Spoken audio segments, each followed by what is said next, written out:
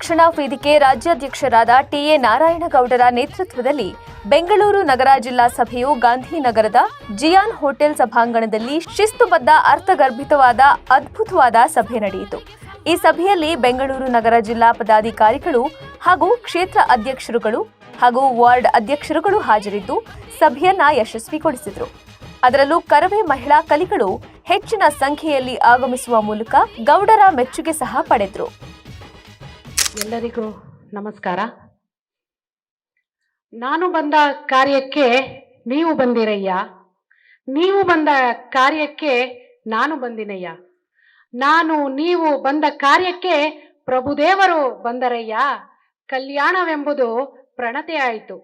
ನಾನು ತೈಲವಾದೆನು, ನೀವು ಬತ್ತಿಯಾದಿರಿ. ಪ್ರಭುದೇವರು ಜ್ಯೋತಿಯಾದರು. ಬಸವಣ್ಣನವರ ಈ ಅದ್ಭುತವಾದ ವಚನವನ್ನ ಹೇಳ್ತಾ ಈ ವಚನದಲ್ಲಿ ಸಾಮೂಹಿಕ ನಾಯಕತ್ವದ ಬಗ್ಗೆ ಈ ವಚನದಲ್ಲಿ ತಿಳಿಸಿದ್ದಾರೆ ಸ್ನೇಹಿತರೆ. 12ನೇ ಶತಮಾನಕ್ಕೆ ಬಸವಣ್ಣನವರ ಅನುಭವ ಮಂಟಪವಾದರೆ ಇವತ್ತಿನ ಕಾಲಘಟ್ಟಕ್ಕೆ ಅಣ್ಣ ಟಿ.ಎ. ನಾರಾಯಣಗೌಡರ ಕರ್ನಾಟಕ ರಕ್ಷಣಾ ವೇದಿಕೆ.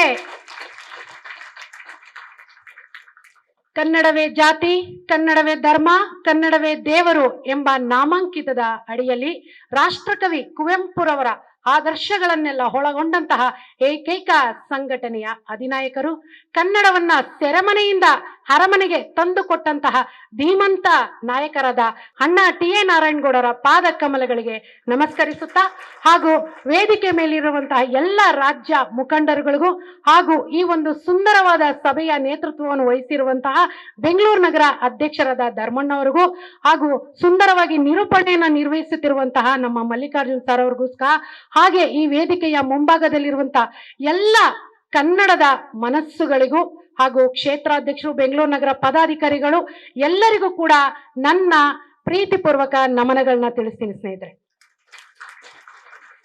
ಇವತ್ತು ಕರ್ನಾಟಕ ರಕ್ಷಣಾ ವೇದಿಕೆ ಎನ್ನುವಂಥದ್ದು ಈ ನಾಡಿನಲ್ಲಿ ಬಲಿಷ್ಠವಾಗಿ ಸುಸರ್ಜಿತವಾಗಿ ಬೆಳೆದು ನಿಂತಿರುವಂತಹ ಒಂದು ಸಂಘಟನೆ.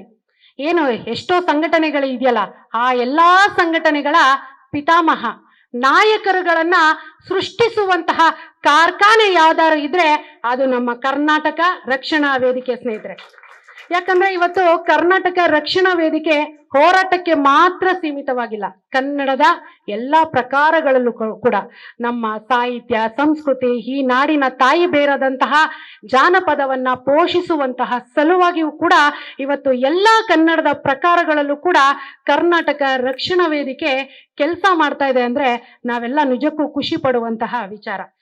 ನಿಮ್ಗೆಲ್ಲ ಗೊತ್ತಿರೋ ಹಾಗೆ ಸ್ನೇಹಿತರೆ, ನಮ್ಮ ನಾಯಕರ ದೂರದೃಷ್ಟಿ, ಅವರ ಆಲೋಚನೆಗೆ ನಾವ್ಯಾರೂ ಕೂಡ ಅದನ್ನ ಯೋಚನೆ ಮಾಡೋದಕ್ಕೂ ಆಗೋದಿಲ್ಲ. ಅವರ ಹೋರಾಟದ ರೂಪುರೇಷೆಗಳಿರ್ಬೋದು, ಅವರು ಮುಂದಕ್ಕೆ ಕರ್ನಾಟಕ ರಕ್ಷಣಾ ವೇದಿಕೆಯನ್ನ ಯಾವ ಬಲಿಷ್ಠ ಮಟ್ಟದಲ್ಲಿ ಅವರು ಬೆಂಗಳೂರಲ್ಲಿ ನಿಲ್ಲಿಸ್ಬೇಕು ಅಂತ ಅವರ ಒಂದು ಕನಸಿದೆಯಲ್ಲ, ಅದನ್ನ ನಾವ್ ಯಾರು ಕೂಡ ಊಹಿಸೋಕಾಗ್ತಾ ಇಲ್ಲ. ಆದ್ರೆ ಎಲ್ಲ ಒಂದ್ ಕಡೆ ನಾವುಗಳೇ ಅವರ ಒಂದು ಏನು ಆ ಸ್ಪೀಡ್ ಇದೆಯಲ್ಲ, ವೇಗ ಇದೆಯಲ್ಲ, ಅದನ್ನ ನಾವ್ ಯಾರು ಕೂಡ ರೀಚ್ ಆಗ್ತಾ ಇಲ್ಲ. ಯಾಕಂದ್ರೆ ಅಣ್ಣ ಯಾವಾಗ್ಲೂ ಹೇಳ್ತಾರೆ, ದಿನದ 24 ಗಂಟೆ 365 ದಿನ ದೇವೇಗೌಡರು ಬರೀ ರಾಜಕೀಯದ ಬಗ್ಗೆನೇ ಯೋಚನೆ ಮಾಡ್ತಿರ್ತಾರಂತೆ.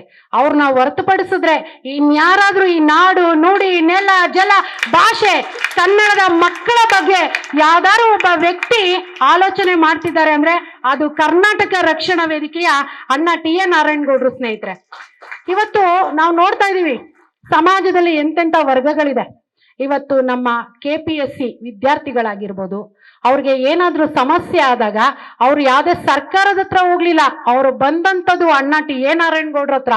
ಇವತ್ತು ಯಾವ ರೀತಿ ಆಗ್ಬಿಟ್ಟಿದೆ ಅಂದ್ರೆ, ಈ ಸಿನಿಮಾ ರಂಗದಲ್ಲಿ ಇವತ್ತು ಯಾರಿಗಾರು ತೊಂದರೆ ಆದ್ರೆ, ಸಿನಿಮಾ ಏನು ನಮ್ಗೆ ಸಿನಿಮಾ ರಿಲೀಸ್ ಮಾಡಕ್ಕೆ ನಮ್ಗೆ ಥಿಯೇಟರ್ ಸಿಗ್ತಾ ಇಲ್ಲ, ಅಥವಾ ನಟ ನಟಿಯರಿಗೆ ಏನಾದ್ರು ತೊಂದರೆ ಆದ್ರೆ, ನಿರ್ಮಾಪಕರಿಗೆ ತೊಂದರೆ ಆದ್ರೆ ಅವ್ರು ಹೋಗ್ತಾ ಇರೋದು ವಾಣಿಜ್ಯ ಮಂಡಳಿಗಲ್ಲ, ಅವರು ಬರ್ತಾ ಇರೋದು ಕರ್ನಾಟಕ ರಕ್ಷಣಾ ವೇದಿಕೆಯ ಕಚೇರಿಗೆ ಅಣ್ಣ ಟಿ.ಎ. ನಾರಾಯಣಗೌಡ್ರ ಹತ್ರ.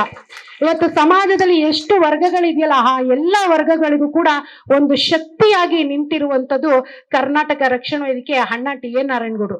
ಇತ್ತೀಚೆಗೆ ನಾವು ನೋಡ್ತಾ ಇದೀವಿ, ಸಾಕಷ್ಟು ಸಂಖ್ಯೆಯಲ್ಲಿ, ಸಾವಿರಾರು ಸಂಖ್ಯೆಯಲ್ಲಿ ಕನ್ನಡದ ಮನಸ್ಸುಗಳು ನಮ್ಮ ಕೇಂದ್ರ ಕಚೇರಿಗೆ ಬಂದು ಅಣ್ಣ ನಾರಾಯಣಗೌಡರಿಂದ ದೀಕ್ಷೆಯನ್ನ ಪಡೆದು ಹೋರಾಟ ಆಡ್ಲಿಕ್ಕೆ ಸಜ್ಜಾಗಿ ನಿಂತಿದ್ದಾರೆ. ಅದರಲ್ಲೂ ವಿಶೇಷವಾಗಿ ನಮ್ಮ ಮಹಿಳೆಯರು. ಯಾಕಂದ್ರೆ ಮೊನ್ನೆ ತಾನೇ ಜಿಲ್ಲಾಧ್ಯಕ್ಷ ಸಭೆ ಆಯ್ತು. ನನ್ಗೆ ಯಾವತ್ತೂ ಕೂಡ ಅಂತ ಅನುಭವ ಆಗಿರ್ಲಿಲ್ಲ. ಇಷ್ಟ ದಿನ ನಾನು ಕೂಡ ರಾಜ್ಯದಲ್ಲಿದ್ದಾಗ ಬರ್ತಿದ್ದೆ, ಸಭೆಗೆ ಕೂತ್ಕೋತಿದ್ದೆ. ಮೊನ್ನೆ ನಾನು ಬರ್ತಾ ಇದ್ದಂಗೆ ನಮ್ಮ ವಿವಿಧ ಜಿಲ್ಲೆಯ ಜಿಲ್ಲಾಧ್ಯಕ್ಷರೆಲ್ಲ ಬಂದು ನನಗೆ ತುಂಬಾನೇ ಅಭಿನಂದನೆ ಹೇಳಿದ್ರು. ಅವಾಗ ನಿಜವಾಗಿ ನನಗೆ ಖುಷಿ ಆಯ್ತು. ನೀವ್ ಹೆಂಗೆ ಬೆಂಗಳೂರು ನಗರದಲ್ಲಿ ಈ ಮಟ್ಟಕ್ಕೆ ಸಂಘಟನೆ ಇಷ್ಟು ಜನ ಹೆಣ್ಮಕ್ಳೆಲ್ಲ ಬರ್ತಾ ಇದಾರಲ್ಲ ಹೆಂಗೆ ಅಂತ ಕೇಳ್ತಾ ಇದ್ರು. ಅದಕ್ಕೆ ನಾನು ಅವ್ರಿಗೆ ಒಂದೇ ಮಾತು ಹೇಳ್ದೆ, ನಾನು ಈ ಕೆಲ್ಸನ ಕಷ್ಟಪಟ್ಟು ಮಾಡ್ತಾ ಇಲ್ಲ, ಇಷ್ಟಪಟ್ಟು ಮಾಡ್ತಾ ಇದ್ದೀನಿ. ನಿಜವಾಗಿ ಆ ಒಂದು ಎಲ್ಲಾ ಒಂದು ಶುಭಾಶಯಗಳು ಕೂಡ ನಮ್ಮ ಮಹಿಳಾ ಘಟಕಕ್ಕೆ ಸೇರ್ಬೇಕು. ಯಾಕಂದ್ರೆ ನೀವು ಕೂಡ ನನ್ನ ಜೊತೆ ಅಷ್ಟೇ ಒಂದು ಒಳ್ಳೆ ರೀತಿಯಲ್ಲಿ ಸ್ಪಂದಿಸ್ತಾ ಇರೋದಕ್ಕೆ, ಜೊತೆಗೆ ಮುಖ್ಯವಾಗಿ ಇವತ್ತು ಮಹಿಳಾ ಘಟಕ ಇಷ್ಟು ಗಟ್ಟಿಯಾಗಿ ನಿಂತಿದೆ ಅಂದ್ರೆ ನಮ್ಮ ಬೆಂಗಳೂರು ನಗರ ಅಧ್ಯಕ್ಷರಾದ ಧರ್ಮರಾಜ್ ಗೌಡ್ರು. ಯಾಕಂದ್ರೆ ಅವರು ನಮ್ಗೆ ತುಂಬಾನೇ ಒಂದು ಸಹಕಾರಿಯಾಗಿ ಇವತ್ತು ನಿಂತಿದ್ದಾರೆ. ಮಲ್ಲಿಕಾರ್ಜುನ್ ಸರ್ ಆಗಿರ್ಬೋದು, ಧರ್ಮಣ್ಣ ಆಗಿರ್ಬೋದು, ಯಾವುದೇ ಒಂದು ವಿಚಾರ ಇರ್ಲಿ, ಈಗ ಅವರು ಇಷ್ಟು ಮಟ್ಟಿಗೆ ಗಟ್ಟಿಯಾಗಿ ಸಂಘಟನೆ ಕಟ್ತಾ ಇರೋದಕ್ಕೆ ಏನೋ ನನಗೂ ಕೂಡ ಅಟ್ಲೀಸ್ಟ್ ಅವ್ರದಲ್ಲಿ ಅರ್ಧನಾರು ನಾವು ಮಹಿಳೆಯರು ಇರ್ಬೇಕು ಅಂತ ನಾನು ಅದನ್ನ ಸ್ಫೂರ್ತಿಯಾಗಿ ತಗೊಂಡು ಇವತ್ತು ಈ ಮಟ್ಟಕ್ಕೆ ನಾನು ಮಹಿಳಾ ಘಟಕ ಕಟ್ಟಿದ್ದೀನಿ. ನಾವು ಕೂಡ 28 ಕ್ಷೇತ್ರದಲ್ಲಿ ನಾನು ಅವತ್ತೇ ಅಣ್ಣಂಗೆ ನಾನು ಹೇಳಿದ್ದೆ, ನಾವು ಮಹಿಳೆಯರು ಈಗ 20 ಕ್ಷೇತ್ರದಲ್ಲಿ ಇದೀವಿ ಅಂತ ಅನ್ಸುತ್ತೆ. ಇನ್ನ 8 ಕ್ಷೇತ್ರನೂ ನಾವು ಬಿಡಬಾರ್ದು. ಅದಕ್ಕೆ ನಮ್ಮ ಸಹೋದರರು ನಮ್ಗೆ ಸಹಕರಿಸ್ಬೇಕಪ್ಪ. ಎಲ್ಲಾರು ನಿಮ್ ಕ್ಷೇತ್ರದಲ್ಲಿ ಎಲ್ಲಿ ಮಹಿಳಾ ಘಟಕ ಇಲ್ವೋ ದಯವಿಟ್ಟು ಕೊಡ್ಬೇಕು. ನಾನಂತೂ ಕೇಳ್ತಾನೆ ಇರ್ತೀನಿ. ಶಿವಣ್ಣನಂತೂ ಎಲ್ಲಿದ್ರು ಬಿಡಲ್ಲ. ಅವ್ರೇನೋ ಹೆಣ್ಮಕ್ಳ ವಿಚಾರಕ್ಕೆ ನಾನು ಬರಲ್ಲಕ್ಕ, ಹೆಣ್ಮಕ್ಳಿಗೂ ನನ್ಗೂ ದೂರ ಅಂತಾರೆ. ಆದ್ರೆ ಸಂಘಟನೆ ವಿಚಾರದಲ್ಲಿ ಹಂಗ್ ಮಾಡ್ಬೇಡಿ ಅಣ್ಣ, ಕೊನೆಗೆ ನಿಮ್ ಮನೆಯವ್ರನ್ನೇ ಕರ್ಕೊಂಬಂದ್ ನಾನು ಅಧ್ಯಕ್ಷೆ ಮಾಡ್ಬಿಡ್ತೀನಿ. ಯಾಕಂದ್ರೆ ಅವ್ರ ಮನೆಯವ್ರಿಗೆ ತುಂಬಾ ಆಸಕ್ತಿ, ನಾನೇ ಬಂದ್ಬಿಡ್ತೀನಿ ನಡೀರಿ ಅಂತ ಹೇಳ್ತಾರೆ. ಹಾಗಾಗಿ 8 ಕ್ಷೇತ್ರ ಇದೆ. ನಾವು ಕೂಡ 28 ಕ್ಷೇತ್ರದಲ್ಲೂ ಮಹಿಳಾ ಅಧ್ಯಕ್ಷರನ್ನ ಮಾಡಿ ಅದೇ ತರ ನನ್ನ ಅಣ್ಣನ ಮುಂದೆ ನಿಲ್ಲಿಸಿ, ಅಣ್ಣ ನೋಡಿ ನಮ್ಮ 28 ಕ್ಷೇತ್ರದ ಮಹಿಳಾ ಅಧ್ಯಕ್ಷರು ಅಂತ ನಾವು ತೋರಿಸ್ಬೇಕು.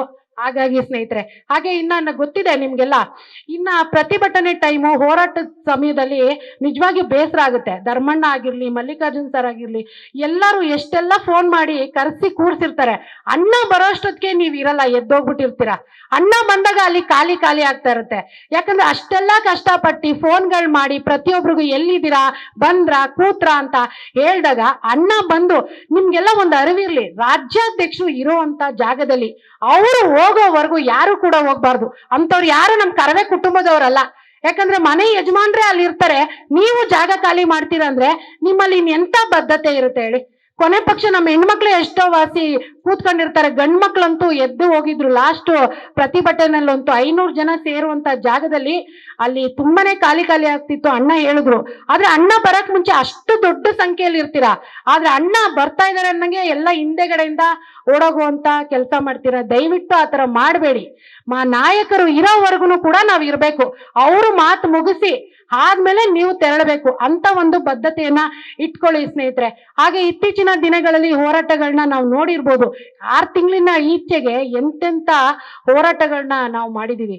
ಏನು ಅವನು ಸೋನು ನಿಗಮ್ಗೆ ಬುದ್ಧಿ ಕಲಿಸೋದಂತದಾಗಿರ್ಬೋದು, ಹಾಗೆ ಕಮಲಾಸನ್ನ ಚಿತ್ರ ಬಿಡುಗಡೆ ಆಗ್ಲೇಬಾರ್ದು ಅಂತೇಳಿ ಅವತ್ತು ನಮ್ಮ ಪ್ರಧಾನ ಕಾರ್ಯದರ್ಶಿಗಳಾದ ಸನ್ನೀರಪ್ಪರವರ ಅವರ ಮಾರ್ಗದರ್ಶನದಲ್ಲಿ ಬೆಂಗಳೂರು ನಗರ ಅಧ್ಯಕ್ಷರ ನೇತೃತ್ವದಲ್ಲಿ ಅವತ್ತು ವಾಣಿಜ್ಯ ಮಂಡಳಿಗೆ ನುಗ್ಗಿದಂಥದ್ದು ನಿಜಕ್ಕೂ ಅದು ಎಂತ ಅದ್ಭುತವಾದ ಹೋರಾಟ ಹೇಳಿ.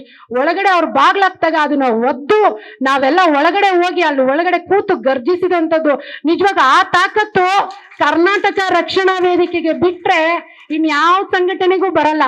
ಅದೇ ಇನ್ನ ನಮ್ಮ ಆನೇಕಲ್ ತಾಲೂಕಲ್ಲಿ SBI ಬ್ಯಾಂಕ್ಗೆ ಒಂದೇ ಸಮಯದಲ್ಲಿ ನಾವು ಮಹಿಳೆಯರು ಆ ಬ್ಯಾಂಕ್ಗೆ ಮುತ್ತಿಗೆ ಹಾಕಿದಂಥದ್ದು.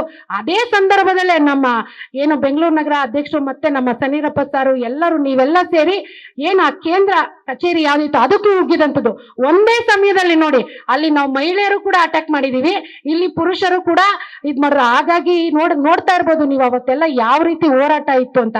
ಈಗ ಇಷ್ಟೆಲ್ಲ ನಮ್ಗೆ ಶಕ್ತಿ ಎಲ್ಲಿಂದ ಬಂದಿದೆ ಗೊತ್ತಾ? ನಮ್ಗೆ ಯಾರಿಗೂ ಆ ಶಕ್ತಿ ಇಲ್ಲ ರೀ. ನಮಗ್ ಶಕ್ತಿ ಯಾರು ಗೊತ್ತಾ? ನಮ್ ಹಿಂದೆ ಇದಾರಲ್ಲ ಗಾಡ್ ಫಾದರ್ ಅಣ್ಣ ನಾರಾಯಣಗೌಡ್ರು, ಅವ್ರವ್ರೇ. ನಮ್ಗೇನಾದ್ರೂ ನಮಗ ಅಣ್ಣ ಅವ್ರೇ. ಯಾವ ಪೊಲೀಸ್ ಇರ್ಲಿ, ಯಾವ SP ಇರ್ಲಿ, ಯಾವ ಕಮಿಷನ್ ಅಲ್ಲಿ ಇರ್ಲಿ ಸ್ವಾಮಿ, ನಾವ್ ಇದೇ ದಿಟ್ಟತನದಲ್ಲಿ ಅವನ ಮುಂದೆ ನಾವು ಹೋರಾಟ ಮಾಡ್ತೀವಿ. ಯಾಕಂದ್ರೆ ನಮ್ಮೆಲ್ಲರಿಗೂ ಇರುವಂತಹ ಧೈರ್ಯ ಯಾವ್ದಪ್ಪ ಅಂದ್ರೆ ಅದು ಅಣ್ಣ ನಾರಾಯಣಗೌಡ್ರು. ಯಾಕಂದ್ರೆ ಇವತ್ತು ನಿಮ್ಗೆಲ್ಲ ಗೊತ್ತಿರ್ಲಿ, ನಾನು ಕೂಡ ಸಂಘಟನೆ ಸೇರಿದಂತ ಸಂದರ್ಭದಲ್ಲಿ ಇವತ್ತು ಇಷ್ಟು ನಿರ್ಗಳವಾಗಿ ನಿರಾಳವಾಗಿ ಮಾತಾಡ್ತಿದ್ದೀನಲ್ಲ, ಈ ಶ್ವೇತಾ ಅವತ್ತಿರ್ಲಿಲ್ಲ. ತುಂಬಾನೇ ಭಯ ನನಗೆ ಮಾತಾಡ್ಬೇಕಂದ್ರೆ. ಇವತ್ತು ನಿಮ್ಮೆಲ್ಲರನ್ನೂ ಕೂಡ ಈ ರೀತಿ ಒಂದು ಸಂಘಟಿಸಿ ನಿಮ್ ಮುಂದೆ ಇಷ್ಟು ನಿರಾಳವಾಗಿ ಮಾತಾಡ್ತಿದ್ದೀನಿ ಅಂದ್ರೆ ಅದಕ್ಕೆ ಶಕ್ತಿ ತುಂಬಿದವರು ಅಣ್ಣ ಟಿ.ಎ. ನಾರಾಯಣಗೌಡರು ಸ್ನೇಹಿತರೆ. ಜೊತೆಗೆ ಮೊನ್ನೆ ಜಿಲ್ಲಾಧ್ಯಕ್ಷ ಸಭೆ ನಡೆದಾಗ ಅಣ್ಣ ಆ ಒಂದು ಸಭೆಯಲ್ಲಿ ನಮ್ಮ ಹಾಸನದ ಒಂದು ಸಂಘಟನೆಯನ್ನ ತುಂಬಾನೇ ಅವರು ಮೆಚ್ಚುಗೆ ವ್ಯಕ್ತಪಡಿಸಿದ್ರು. ಆಗ ನಾವು ನಮ್ಮ ಅಧ್ಯಕ್ಷರೆಲ್ಲ ನಾವು ಮಾತಾಡ್ಕೊಂಡ್ವಿ, ಇಲ್ಲ ನಾವು ಕೂಡ ಇದೇ ರೀತಿ ಒಂದು ಸಂಘಟನೆನ ಗಟ್ಟಿಗೊಳಿಸಿ ಅಣ್ಣನ 4 ಮೆಚ್ಚುಗೆ ಮಾತುಗಳನ್ನ ನಾವು ಪಡ್ಕೊಳ್ಳೇಬೇಕು. ಯಾಕಂದ್ರೆ ಇವತ್ತು ಹೋರಾಟಗಾರರಿಗೆ ನಮ್ಗೆ ಇನ್ನೇನು ನಮಗ್ ಬೇಕಿಲ್ಲ, ಆಮೇಲೆ ಇನ್ಯಾರು ನಮ್ಮನ್ನು ಗುರ್ತಿಸಲ್ಲ, ನಮ್ಮನ್ನು ಗುರ್ತಿಸೋದೆ ನಮಗೆ ನಮ್ಮ ಅಣ್ಣ ಅಷ್ಟೇ. ಇವತ್ತು ನೀವು ನಂಬಲ್ಲ, ನಾನು ರಾಜ್ಯ ಮಟ್ಟದಲ್ಲಿ ಇದ್ರೂ ಕೂಡ ಬೆಂಗಳೂರು ನಗರಕ್ಕೆ ಬಂದೆ, ಆದ್ರೆ ನನ್ನ ಕೆಲಸನ ಗುರ್ತಿಸಿ ನನಗೆ ಸ್ಥಾನಮಾನ ತುಂಬ್ತಾ ಇರೋದು ಅಣ್ಣ ಟಿ.ಎ. ನಾರಾಯಣಗೌಡರು. ಇಲ್ಲಿ ಯಾವುದೇ ಪದವಿ ಆಗ್ಲಿ ಪ್ರತಿಷ್ಠೆ ಆಗ್ಲಿ ಇಲ್ಲಿ ಯಾವುದು ಇಲ್ಲ. ನೀವು ಪ್ರಾಮಾಣಿಕವಾಗಿ ಕೆಲಸ ಮಾಡ್ತಿದ್ದೀರಾ, ನೀವು ಪ್ರಾಮಾಣಿಕವಾಗಿ ಕೆಲಸ ಮಾಡಿ.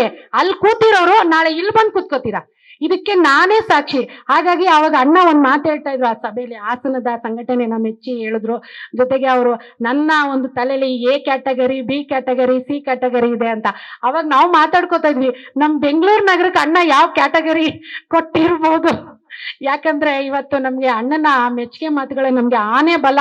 ಅಣ್ಣ ಒಂದು ಸತಿ ನಮ್ಮ ಬೆನ್ ತಟ್ಬಿಟ್ರೆ ನಾವು ಇದಕ್ಕಿನ್ನ 100 ಪಟ್ಟಷ್ಟು ನಾವು ಸಂಘಟನೆಯನ್ನ ಬೆಂಗಳೂರು ನಗರದಲ್ಲಿ ಗಟ್ಟಿ ಮಾಡಿ ಅಣ್ಣ ಬೇರೆ ಜಿಲ್ಲೆಗಳಿಗೆ ನಮ್ಮನ್ನ ಮಾದರಿಯಾಗಿ ಮಾತಾಡ್ಬೇಕು. ಯಾಕಂದ್ರೆ ಇದು ಬರೀ ಈ ಸಭೆಗೆ ಮಾತ್ರ ಸೀಮಿತ ಅಲ್ಲ. ಇವತ್ತೇನೋ ಈ ಸಭೆಯಲ್ಲಿ ಮಾತ್ರ ಬಂದು ಕೂರ್ಸ್ಬಿಟ್ಟಿದೀವಿ, ತೋರ್ಸಿದೀವಿ ಅಂತ ಅಲ್ಲವೇ ಅಲ್ಲ. ಯಾಕಂದ್ರೆ ನಾವ್ ಅವಾಗ್ಲೇ ಹೇಳ್ದಾಗೆ ನಾವು ಕಷ್ಟಪಟ್ಟು ಈ ಕೆಲಸ ಮಾಡ್ತಾ ಇಲ್ಲ, ಇಷ್ಟಪಟ್ಟು ದೇವ್ರ ಕೆಲಸ. ಯಾಕಂದ್ರೆ ಇವತ್ತು ಅಣ್ಣ, ನಾನು ಹೇಳ್ತೀನಲ್ಲ, ಯಾವುದೇ ಪದವಿ ಇಲ್ಲಿ ಮುಖ್ಯ ಅಲ್ಲ. ನಾಳೆ ಅಣ್ಣ ಒಂದು ಸಾಮಾನ್ಯ ಕಾರ್ಯಕರ್ತರಾಗಿ ಇರ್ರಿ ಅಂದ್ರೂ ಕೂಡ ಅಲ್ಲೂ ಕೂಡ ನಾವು ಇದ್ಕೊಂಡು ಇದೇ ಕೆಲಸನೇ ನಾವು ಮಾಡ್ತೀವಿ ಅಂತ ಈ ಸಂದರ್ಭದಲ್ಲಿ ಹೇಳಕ್ ಇಷ್ಟಪಡ್ತೀನಿ. ಜೊತೆಗೆ ಕ್ಷೇತ್ರಾಧ್ಯಕ್ಷರುಗಳು ದಯಮಾಡಿ, ಯಾಕಂದ್ರೆ ಒಂದು ಕ್ಷೇತ್ರದಲ್ಲಿ ನಿಮ್ಗೆ ಗೊತ್ತಿರ್ಲಿ, ಒಂದು ಕ್ಷೇತ್ರಾಧ್ಯಕ್ಷರು ಅಂದ್ರೆ ಆ ಕ್ಷೇತ್ರದ MLA ಸಮ. ಒಂದು ಕ್ಷೇತ್ರದಲ್ಲಿ 8 ರಿಂದ 10 ಲಕ್ಷವರೆಗೂ ಏನು ವೋಟರ್ಸ್ಗಳಿರ್ತಾರೆ. ಅಂಥದ್ರಲ್ಲಿ ನಿಮ್ಮ ಜೊತೆ ಒಂದು 100 ಜನ ಇಲ್ಲ ಅಂತ ಅಂದ್ರೆ ನೀವು ಯಾವ ಒಂದು ಮಾದರಿಯ ನಾಯಕರಾಗಕ್ಕೆ ಸಾಧ್ಯ ಹೇಳಿ? 10 ಲಕ್ಷ ಜನ ಇರೋ ಕಡೆ ನೀವು ಸಂಘಟನೆ ಮಾಡಿ ಅವ್ರ ತಲೆಗೆ ಸಂಘಟನೆ ವಿಚಾರಗಳನ್ನ ತುಂಬಿ, ಯಾಕಂದ್ರೆ ಇದೇನ್ ಸಾಮಾನ್ಯವಾದ ಸಂಘಟನೆ ಅಲ್ಲ. ನಮ್ಮ ಇತಿಹಾಸಗಳನ್ನ ಹೇಳ್ತಾ ಹೋದ್ರೆ ಒಂದಿನ ಎಲ್ಲ ಸಾಕಾಗಲ್ಲ. ಅಂತ ಒಂದು ಸುಸರ್ಜಿತವಾದ ಸಂಘಟನೆ ಇದ್ದೀವಿ.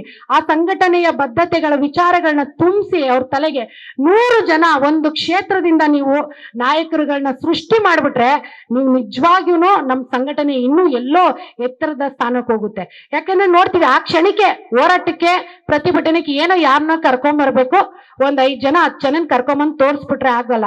ನಾವ್ ಹೆಂಗ್ ಇವತ್ತು ನಾಯಕರಾಗಿ ನಮ್ಮ ನಾಯಕರು ನಮ್ಮನ್ನ ಹೆಂಗ್ ನಾಯಕರಾಗಿ ಸೃಷ್ಟಿ ಮಾಡಿದಾರೋ, ನಾವು ಕೂಡ ಒಂದು 10 ಜನನ ನಾಯಕರಾಗಿ 100 ಜನನ ಸೃಷ್ಟಿ ಮಾಡಿದ್ರೇನೆ ನಾವು ಆ ಸ್ಥಾನದಲ್ಲಿ ಇರೋದಕ್ಕೆ ನಾವು ಯೋಗ್ಯರು ಅಂತ ನಾನು ಈ ಸಂದರ್ಭದಲ್ಲಿ ಹೇಳ್ತೇನೆ. ಹಾಗಾಗಿ ಮುಂದಿನ ದಿನಗಳಲ್ಲಿ ದಯಮಾಡಿ ಯಾವುದೇ ಹೋರಾಟ ಪ್ರತಿಭಟನೆ ಇರ್ಲಿ, ನಾಯಕರು ಇರೋವರೆಗೂ ಕೂಡ ಯಾರು ಎದ್ದೋಗಂಗಿಲ್ಲ.